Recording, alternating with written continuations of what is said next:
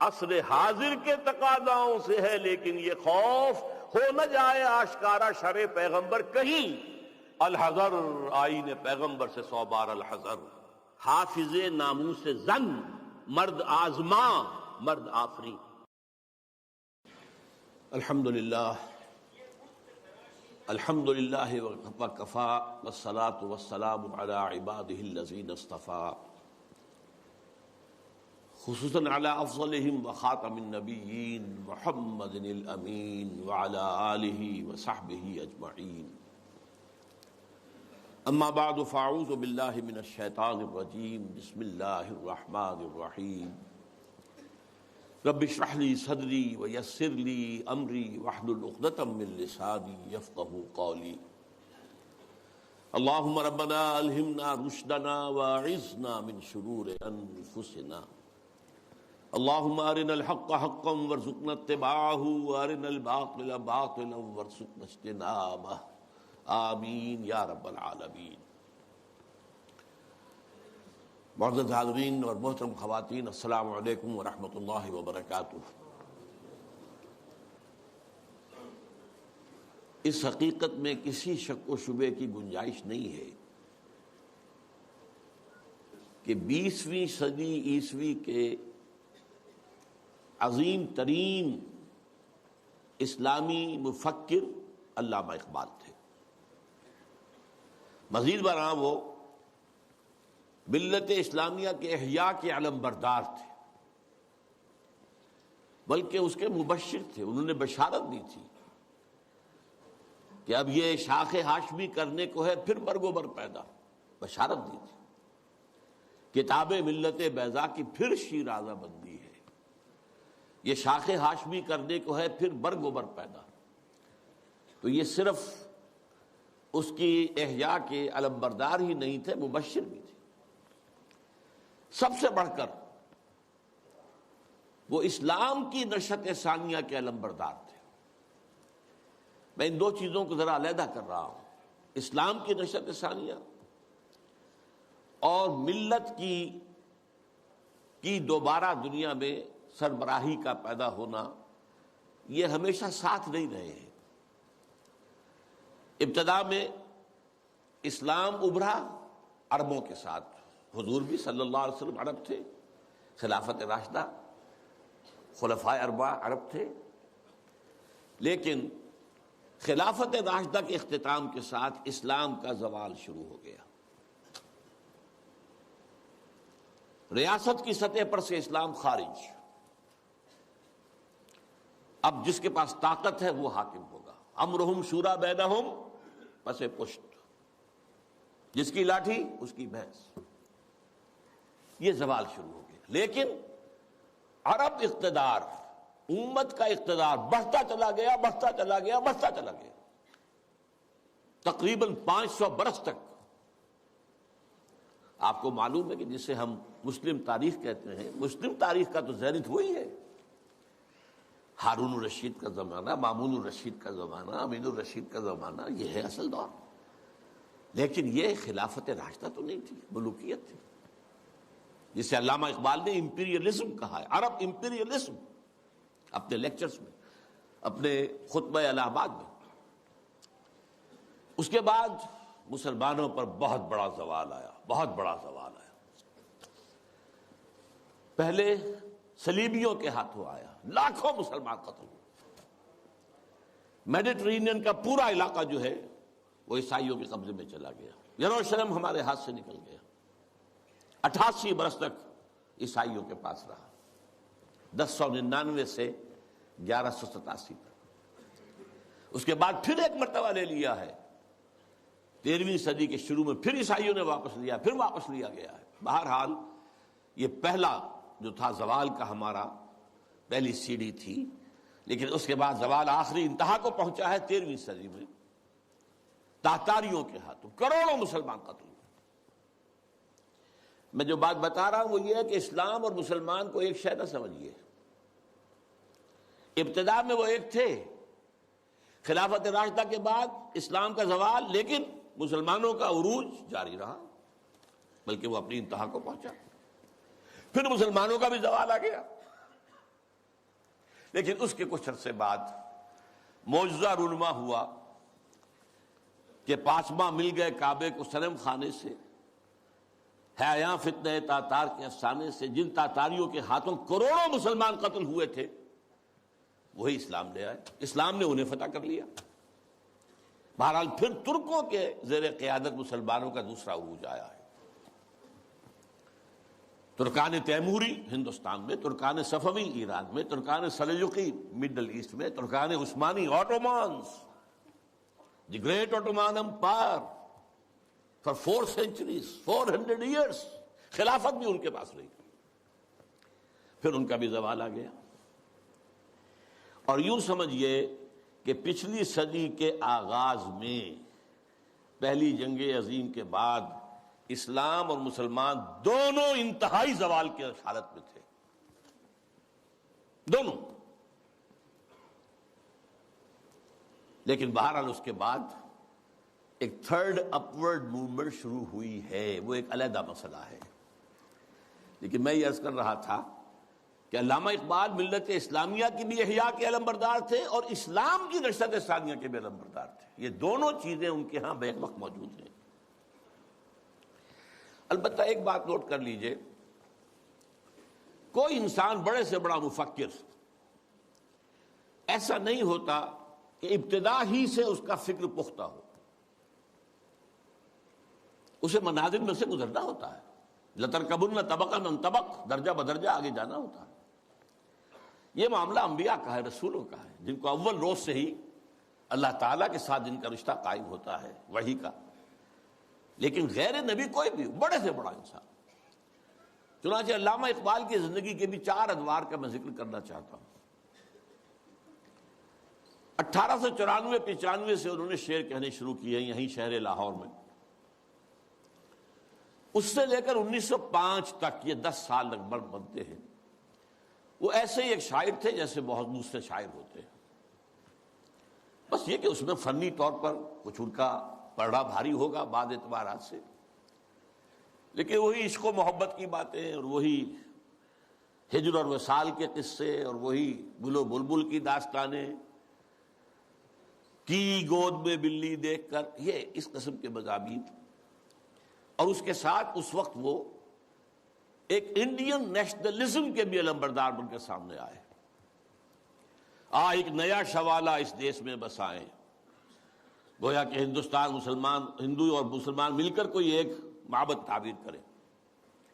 شاید یہ صدائے بازگشت تھی اکبر کے فلسفہ دین الہی کی، یا پھر اس کے بعد راجہ رام موہن رائے کا جو مجلس ایزدی تھی، برہمو سماج، ایک نیا شوالہ اس دیش میں بسا، اور اس میں سے یہ بھی ہے ترانہ ہندی، سارے جہاں سے اچھا ہندوستاں ہمارا، ہم بلبلیں ہیں اس کی، وہ گلستاں ہمارا، وغیرہ وغیرہ۔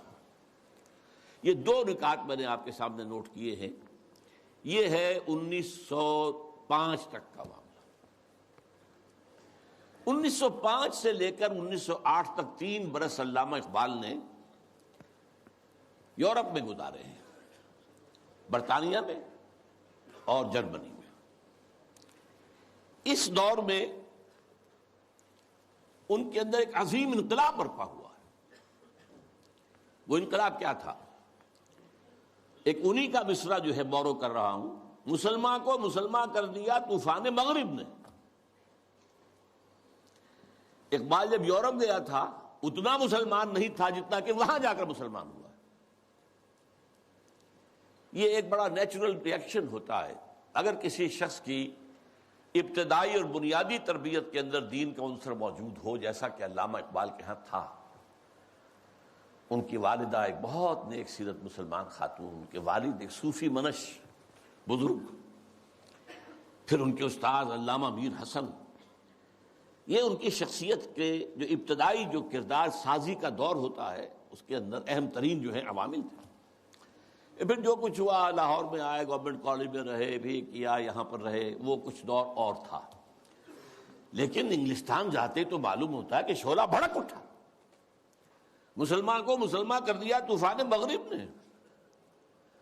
پھر وہاں کے فلسفے، فکر، نظریات، اس کا جو مطالعہ کیا تو اس میں خود اپنی کیفیت کو بیان کیا ہے کہ عذاب دانش حاضر سے باخبر ہوں میں کہ میں اس آگ میں ڈالا گیا ہوں مثل خلیل علیہ الصلوۃ والسلام، کہ جیسے حضرت ابراہیم کو نمرود کی آگ میں ڈال دیا گیا تھا، مجھے بھی اس آگ میں جھونک دیا گیا۔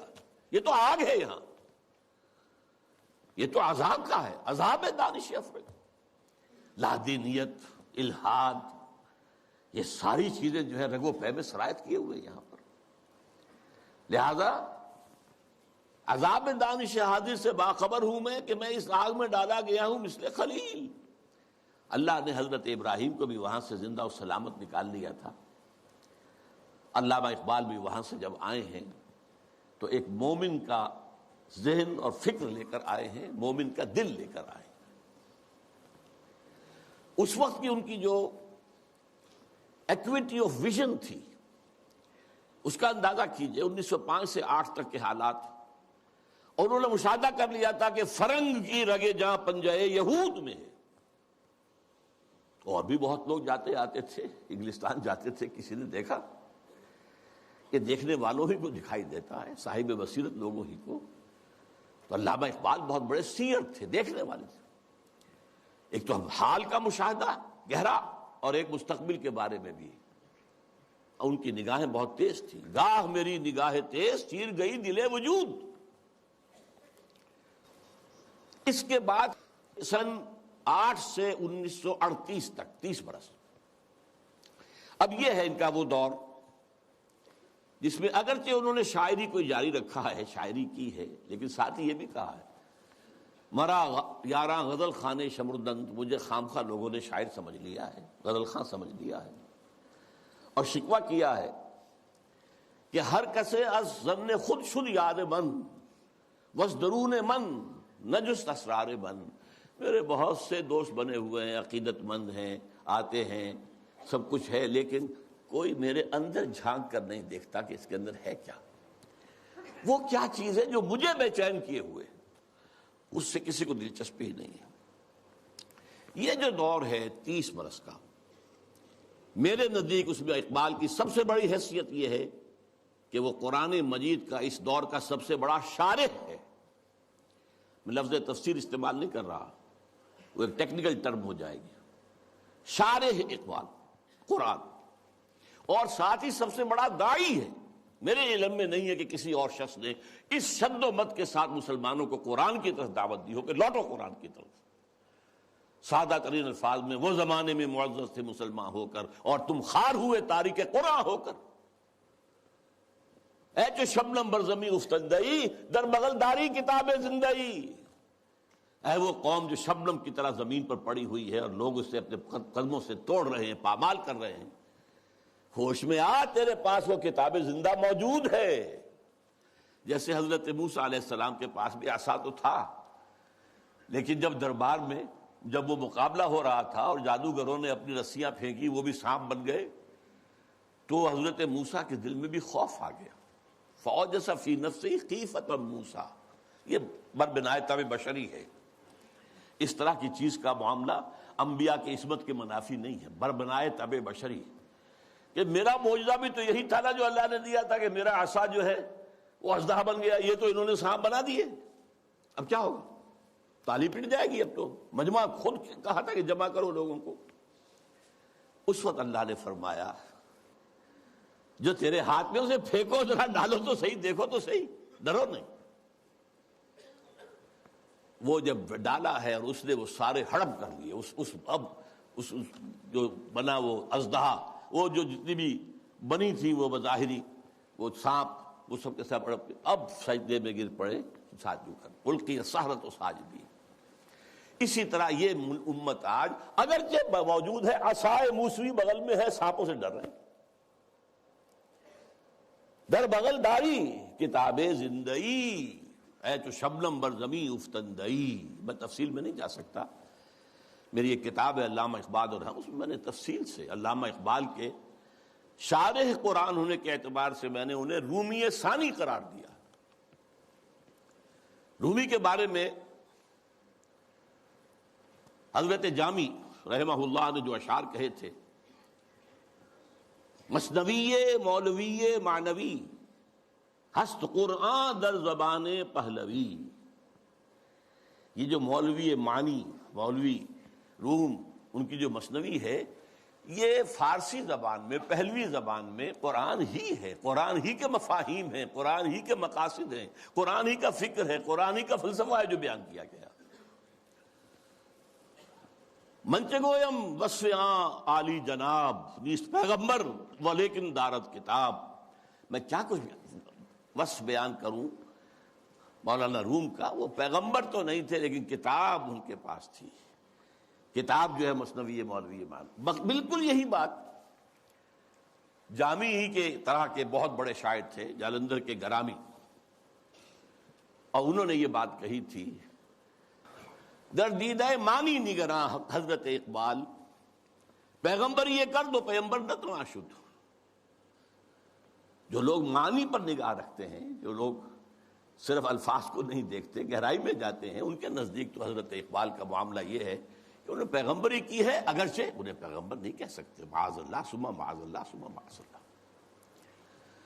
بہرحال یہ میرے نزدیک 1908 کے بعد سے لے کر ملت کے احیاء کا نعرہ، ملت کے احیاء کی نوید جاں فضا، اسلام کے نشأت ثانیہ کے دور کے آغاز کی بشارتیں بھی سنائیں، اور اس کے لیے ایک فکری مواد پیدا کیا، مغربی فکر پر تنقید کی، زوردار تنقید کی، ان کی سیاست پر تنقید کی. انسانی حاکمیت کہاں سے لے آئے ہو؟ سروری زیبا فقط اس ذات بے ہمتا کو ہے، حکمراں ہے ایک وہی باقی بتان آزری. حاکمیت تو صرف اللہ کو ہے، کسی کو یہ حق حاصل نہیں. اللہ کی حاکمیت، انسانی حاکمیت چاہے فرد واحد کی ہو، فرعون ہو، نمرود ہو، تو جتنی بڑی نجاست کا ایک بہت بڑا، یوں سمجھئے کہ بہت بڑی گانٹھ جو ہے کسی کے سر پر رکھ دی گئی ہے، ٹنوں، وہ اگر ایک ایک ماشا کر کے سب میں بانٹ دی جائے گی تب بھی تو نجاست ہی رہے گی. انسانی حاکمیت کا تصور جو ہے وہ نجاست ہے، وہ کفر ہے، وہ شرک ہے. توحید کیا ہے؟ اللہ کی حاکمیت. معیشت پر جو ان کا نظام ہے، جس طریقے سے انہوں نے مغربی معیشت کے تار و پود بکھیرے ہیں، جس طریقے سے کہ جو یہ بینکنگ سسٹم پر انہوں نے کہا ہے، ای ملوک ای فکر چالاک یہود. یہ بینک کیا ہیں؟ یہ یہودیوں کے دھوکہ دینے والی فکر کا نتیجہ ہے. نور حق از سینہ آدم ربود، آدم کے دل سے، آدم کے سینے سے وہ نور حق جو ہے، وہ جو نفخت فیہ من روحی، وہ جو روحانی عنصر ہے انسان کا، جس کا محل قلب ہے، اس کو نکال باہر کیا. اور ذرا غور کیجئے، حیرت ہوتی ہے جذبات کی شدت. تا تہو بالا نہ گردہ دی نظام، دانش و تہذیب و دین سودائے خام. جب تک یہ بینکوں کا نظام تلپٹ نہیں کیا جاتا، جڑ سے اکھاڑ کر نہیں پھینکا جاتا، کہاں کی دانش، کہاں کی تہذیب اور کہاں کا دین؟ اندازہ کیجیے. عرض کیجیے جوہر اندیشہ کی گرمی کہاں، کچھ خیال آیا تھا، وحشت کا کہ صحرا جل اٹھا. پھر وطنیت، نیشن سٹیٹ کا تصور، ان تازہ خداؤں میں بڑا سب سے وطن ہے. اس دور میں میں اور ہے، جام اور ہے، جم اور. ساقی نے بنا کی روش لطف و ستم اور. مسلم نے بھی تعمیر کیا اپنا حرم اور. تہذیب کے آذر نے ترشوائے صنم اور، نئے نئے بت. ان تازہ خداؤں میں بڑا سب سے وطن ہے، جو پیرہن اس کا ہے وہ مذہب کا کفن ہے. نظارہ دیری نہ زمانے کو دکھا دے، اے مصطفی خاک میں اس بت کو ملا دے. اسلام تیرا دیس ہے، تو مصطفی ہے، بازو تیرا توحید کی قوت سے قوی ہے. اب یہ تصورات سے اندازہ کیجیے، یہ کوئی شاعری کے مضامین ہے؟ یہ وصل و ہجر کی باتیں ہو رہی ہے؟ کیا ہو رہا ہے؟ یا محبوب کے لب لعلین کی کا کوئی تذکرہ ہو رہا ہے، یا اس کے وہ گیسوؤں کی کوئی؟ یہ تو بات ہی کچھ اور ہے، یہ شاعری تو نہیں. نغمہ کجا و من کجا، ساز سخن بہانہ ایست. سوئے قطار می کشم ناقہ بے زمام را. یہ امت جو بکھر گئی ہے، یہ لوگ، فکری انتشار ہے، عملی انتشار ہے، فقہی انتشار ہے، نہ معلوم کیسے کیسے انتشار ہیں. انہیں سب کو پھر ایک لائن میں لا کر، ایک قطار میں لا کر ایک قافلے کی شکل دینا چاہتا ہوں. اس کے لیے میں نے شاعری کو اپنا ذریعہ بنایا ہے. اس میں سے بھی جو میں نے آپ کو 30 سال گنوائے ہیں، 8 سے لے کر اور 38 تک، 1908 سے 1938، آخری 8 سال بہت اہم ہے، بہت اہم ہے، بہت اہم. 37 تا 38، اس میں جو ان کے کارنامے ہیں، ان میں سب سے بڑا کارنامہ نوٹ کر لیجئے، مسلم لیگ کی تحریک میں احیاء اسلام کا انجیکشن لگانا. مسلم لیگ 1906 میں قائم ہوئی ڈھاکہ میں. اس میں نہ شامل تھے محمد علی جناح، میں ان کا نام اس لیے لے رہا ہوں، قائد اعظم نہیں کہہ رہا، اس وقت وہ قائد اعظم نہیں تھے. نہ علامہ اقبال، علامہ اقبال تو تھے ہی نہیں، وہ یورپ میں تھے. لیکن یہ کہ مسٹر جناح موجود تھے ہندوستان میں، لیکن وہ کانگریس کے رکن تھے، دادا بھائی نوروجی کے سیکرٹری تھے، مسلم لیگ میں نہیں آئے. بڑی مشکل سے کہنے سننے سے مولانا محمد علی جوہر کے وہ مسلم لیگ میں آئے، لیکن پھر بھی اپنی ڈوئل ممبرشپ برقرار رکھی، کانگریس کی بھی اور مسلم لیگ کی بھی، اور سر توڑ کوشش کی ہے. اس وقت تک یوں سمجھیے کہ جو 24 برس ہیں، 6 سے لے کے 30 تک، مسلم لیگ کی حیثیت جو ہے، نمبر ایک تو یہ کوئی عوامی جماعت تھی ہی نہیں. اگر موقع ملا تو میں قائد اعظم کا بھی ایک قول اس میں نقل کروں گا. یہ ایک بس ادارہ سا تھا، کچھ بڑے ایلیٹ مسلمانوں کے، کچھ نوابزادے، کچھ جاگیردار، کچھ اور اسی اعتبار سے نمایاں لوگوں کا بس ایک انجمن تھی. اور اس کی کوشش ساری صرف یہ تھی کہ کوئی ایسا فارمولہ طے ہو جائے ہندوؤں اور مسلمانوں کے مابین کہ اگر ہندوستان ایک وحدت کی حیثیت سے آزاد ہو اور یہاں پر جدید دور کے مطابق جو ہے ون مین ون ووٹ کے حوالے سے حکومتیں بننی شروع ہوں، تو ایسا نہ ہو کہ مسلم اقلیت جو ہے وہ ہندوؤں کی اکثریت کے تلے پس کر رہ جائے. ان کا تشخص برقرار رہنا چاہیے، ان کی حقوق برقرار رہنے چاہیے، ان کی کوئی ضمانت ہونی چاہیے. بلکہ اندیشہ یہ تھا کہ وہ ہندو اپنی 800 سالہ غلامی کا انتقام لیں گے ہم سے، یہ خوف بھی تھا. اس کو میں نیگیٹو ایلیمنٹ کہتا ہوں، یہ تحریک مسلم لیگ کا نیگیٹو ایسپیکٹ تھا. لیکن اور اس میں جان لیجئے کہ سب سے بڑا رول پلے کر رہا تھا محمد علی جناح، جسے کہا گیا تھا اتحاد کا سفیر، اور یہ ہندو ہیں دینے والے ان کو یہ خطاب. سر توڑ کوشش کی ہے، آخر مایوس ہو گیا. اس نے سیاست سے کنارہ کشی اختیار کی، انگلستان جا کر کوٹھی خریدی، لیگل پریکٹس شروع کر دی اور وہاں بیٹھ گئے. ان کے اس عرصے میں 37 میں خطبہ الہ آباد دیا علامہ اقبال نے. یہ خطبہ ہے میرے نزدیک ٹرننگ پوائنٹ، کہ اس سے پہلے اگرچہ علامہ اقبال اپنی شاعری میں اسلام کے دوبارہ زندہ ہونے کی نوید سنا چکے تھے اور خبر دے رہے تھے کہ کتاب ملت بیضا کی پھر شیرازہ بندی ہے، اشاق ہاشمی کرنے کو ہے پھر برگوبر پیدا، سبق پھر پڑھ صداقت کا، شجاعت کا، عدالت کا، لیا جائے گا تو اس سے کام دنیا کی امامت کا. اور نکل کے صحرا سے جس نے روما کی سلطنت کو الٹ دیا تھا، سنا ہی میں قدسیوں سے میں نے کہ شیر پھر ہوشیار ہوگا، وغیرہ وغیرہ. تو ایک سور تو اقبال پھونک چکا تھا. جو بھی تعلیم یافتہ لوگ تھے ہندوستان میں مسلمان، خاص طور پر شمالی ہند میں زیادہ، لیکن حیدرآباد دکن میں بھی بہت ہی اس کا گہرا اثر تھا. لیکن یہاں آ کر اب مسلم لیگ کے صدر کی حیثیت سے انہوں نے انجیکشن لگایا. وہ انجیکشن کیا تھا؟ نمبر ایک، مسلمان ایک علیحدہ قوم ہیں، قومیت کی کسی بھی تعریف پر پورے اترتے. یہ ان کا فلسفیانہ حصہ ہے اس خطبے کا. لیکن جس چیز کو میں کہہ رہا ہوں ٹرننگ پوائنٹ، انہوں نے کہا یہ ڈیسٹنی ہے، یہ تقدیر مبرم ہے کہ ہندوستان کے شمال مغرب میں ایک مسلم ریاست قائم ہوگی. It was not a proposal, it was a prophecy, destiny. Number ایک. نمبر دو، اور اگر ایسا ہو گیا تو ہمیں موقع مل جائے گا کہ اسلام کے تابناک چہرے پر جو بدنما داغ اور دھبے آ گئے تھے عرب ملوکیت کے دور میں، لفظ کیا ہے؟ عرب امپیریلزم. یہ بنو امیہ کا دور، یہ بنو عباس کا دور، پھر ترکان عثمانی کے دور، یہ بادشاہتیں تھیں. اس میں خلافت کا تو سوال نہیں، نام خلافت کا رہا، خلفائے بنو امیہ اور خلفائے بنی عباس اور خلفائے بنو عثمان وغیرہ، آل عثمان. اب اس دور میں جو نقشہ اسلام کا آیا ہے دنیا کے سامنے، وہ ظاہر بہت بدنما ہے، بہت داغدار ہے. اگر ہمیں آزاد ایک مسلمان ریاست مل جاتی ہے، ہمیں موقع مل جائے گا کہ ان بدنما داغوں اور دھبوں کو ہٹا کر دھو کر صحیح اسلام کا ایک نقشہ پوری دنیا کے سامنے پیش کریں.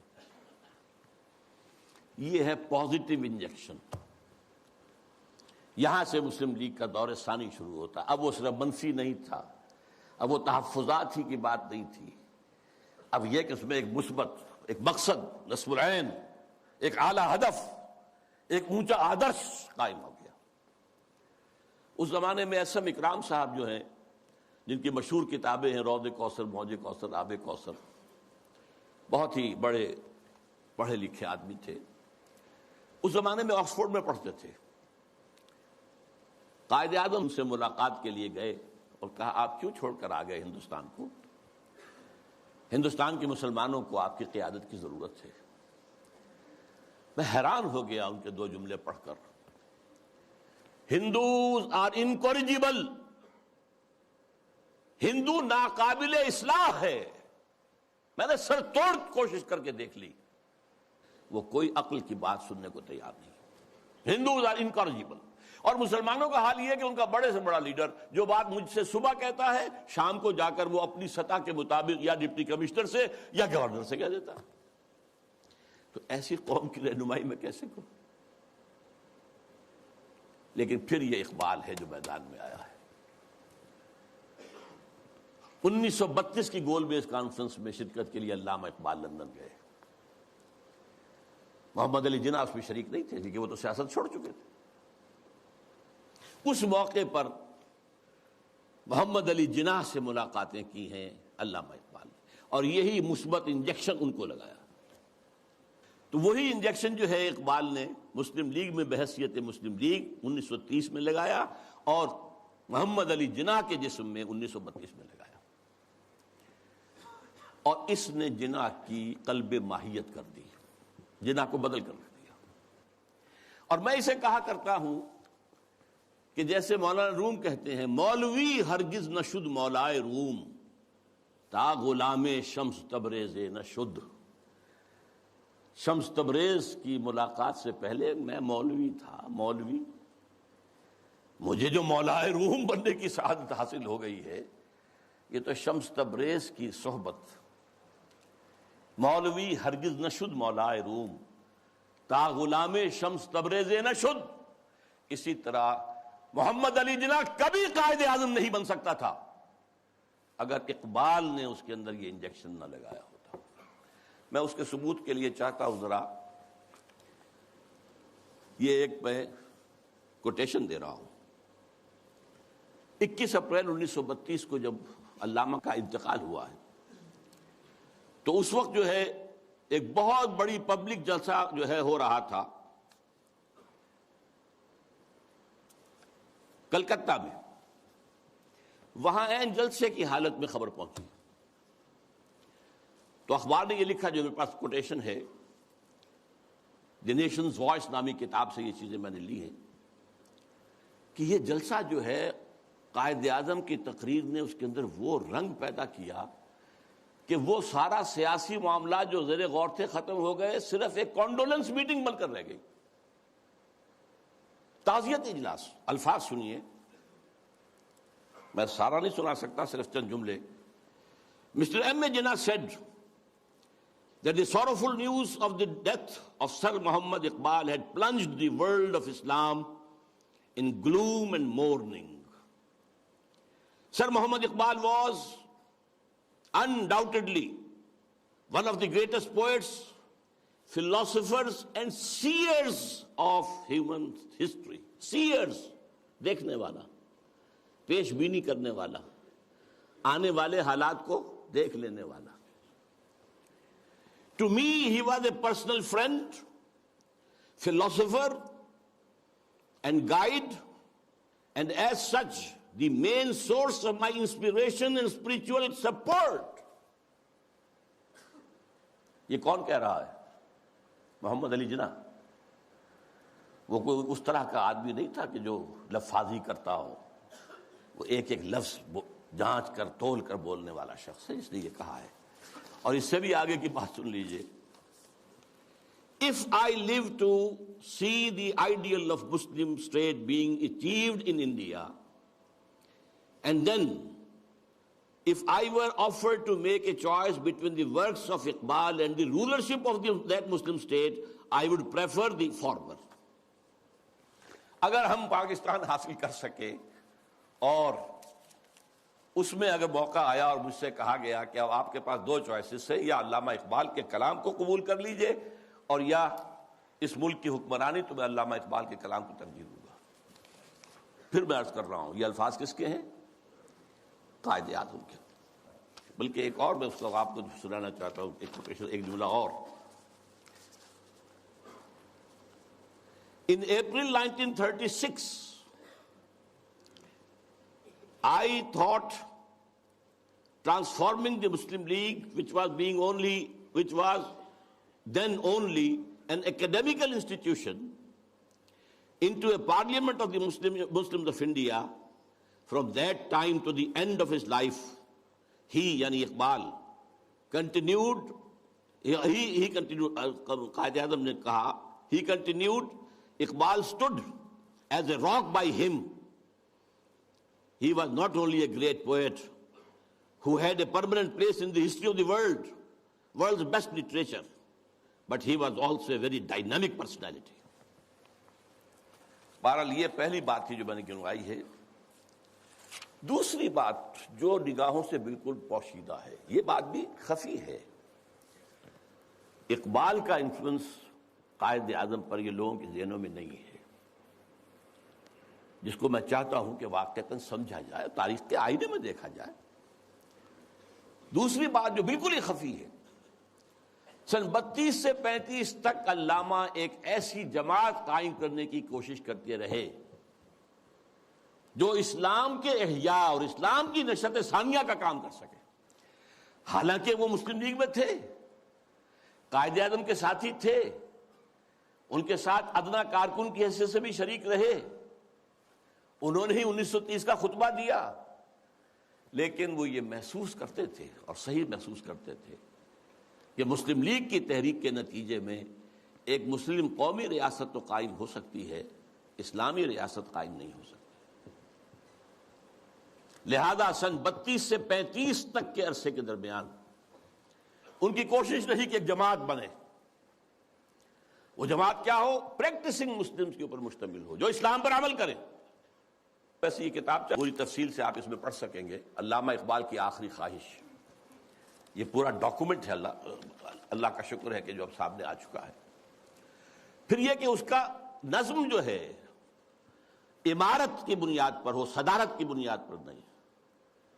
وہ عمارت بیعت کی بنیاد پر ہو، اور وہ کبھی الیکشن میں حصہ نہ لے. یہ چار چیزیں نوٹ کر لیجئے. یہ بہت سے اعتبارات سے مسلم لیگ کا اینٹی تھیسس بنتا ہے. اس کی کوشش کر رہے تھے. اس کی وجہ کیا ہے؟ وہ بات جو بعد میں علامہ کے انتقال کے 2 سال بعد مولانا مودودی نے کہی ہے 1940 میں اسٹریچی ہال علی گڑھ یونیورسٹی میں، جو ایک کتاب کی شکل میں شائع ہوتی ہے، اسلامی حکومت کیسے قائم ہوتی ہے. مین تھیم یہی تھا کہ مسلمانوں کی ایک قومی تحریک کی بنیاد پر ایک قومی ریاست تو وجود میں آ سکتی ہے، اسلامی نہیں آ سکتی.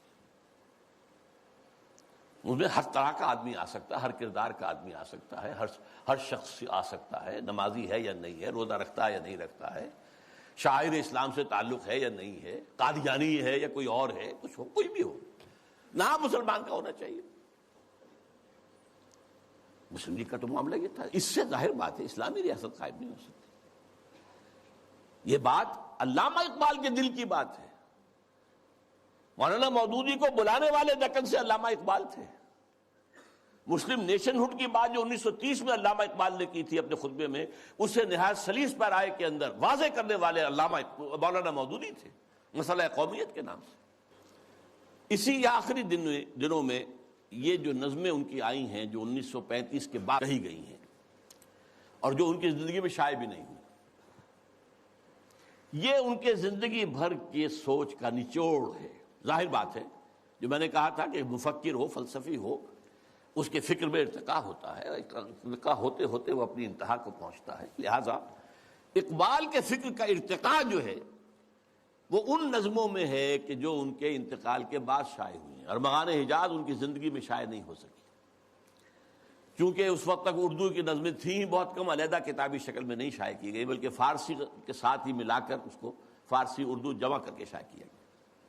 اور دوسرے، جیسا کہ میں نے عرض کیا، انہوں نے ایک نئی نوجوانت کا جو ہے تصور پیش کیا اور کوشش کی کہ وہ قائم ہو جائے۔ ایک چھوٹا سا نکتہ اور کہ میں نے اپنے لیے ایک لقب اختیار کیا ہے، یکے از رگ ہائے ساز اقبال۔ اس کا پس منظر کیا ہے؟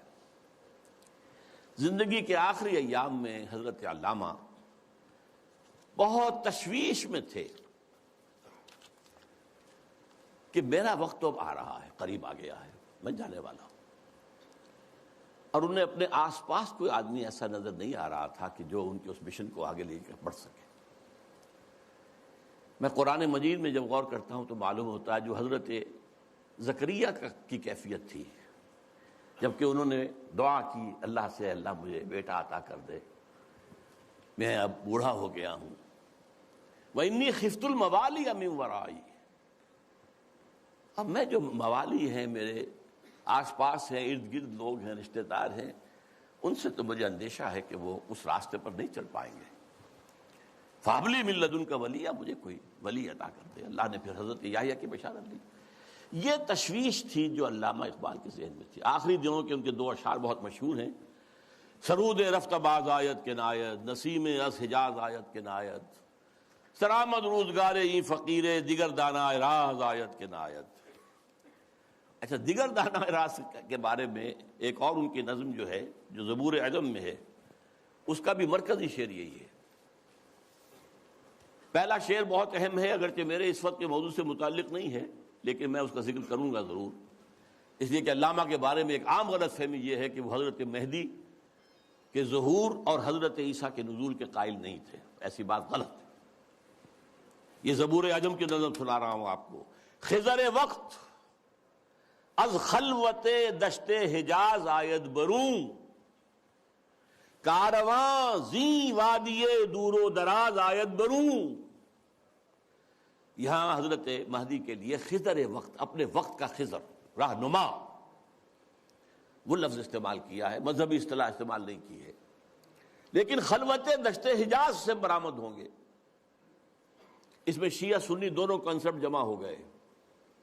شیعوں کے نزدیک ان کے 12ویں امام روپوش ہے، وہاں سے برآمد ہو جائیں گے، اور سنیوں کے نزدیک حضرت ام سلمہ رضی اللہ تعالی عنہ کی ایک روایت کے مطابق وہ روپوش ہوں گے، مکے میں چھپے ہوئے ہوں گے۔